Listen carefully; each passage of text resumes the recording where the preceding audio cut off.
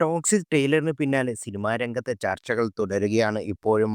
ഗീതു മോഹൻദാസ് സംവിധാനം ചെയ്ത് യാഷ് ചിത്രത്തിൽ നയൻതാര, കിയാത അദ്വാനി, രുക്മിണി വസന്ത്, താര സുധരെ, ഹുമ ഖുറേഷി എന്നിവരാണ് നായികമാർ. 600 കോടിയോളമാണ് ചിത്രത്തിന്റെ ബജറ്റ് എന്നാണ് പുറത്തുവരുന്ന വിവരം. ടോക്സിക്കിൽ സ്ത്രീവിരുദ്ധ രംഗങ്ങളുണ്ടെന്ന വാദം ട്രെയിലർ പുറത്തിറങ്ങുമ്പോഴത്തേക്കും വന്നിട്ടുമുണ്ട്. യാഷിന്റെ ഇൻട്രോയ്ക്ക് മുമ്പ് ഒരു സ്ത്രീയുമായുള്ള ഇന്റിമേറ്റ് രംഗം കാണിക്കുന്നുണ്ട്.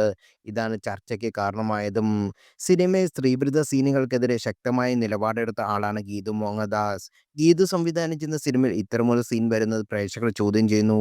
എന്നാൽ പരസ്പര സമ്മതപ്രകാരമുള്ള ബന്ധം കാണിക്കുന്നത് എങ്ങനെയാണ് സ്ത്രീവിരുദ്ധമാകുന്നത് എന്ന ചോദ്യം ഉയരുന്നുണ്ട്. റീമ കല്ലിങ്കൽ ഉൾപ്പെടെയുള്ള ഗീതുവിനെ പിന്തുണച്ചിട്ടുണ്ട്. സമാന അഭിപ്രായമുള്ളവർ നിരവധിയാണ്.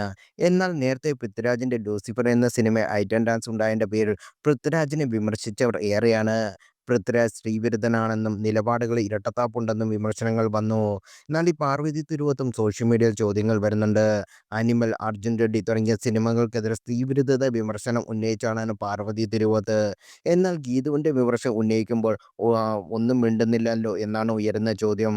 സ്ത്രീവിരുദ്ധ സിനിമകളും സീനുകളും ചെയ്യില്ലെന്ന് പൃഥ്വിരാജ് നേരത്തെ നിലപാടെടുത്തിരുന്നു.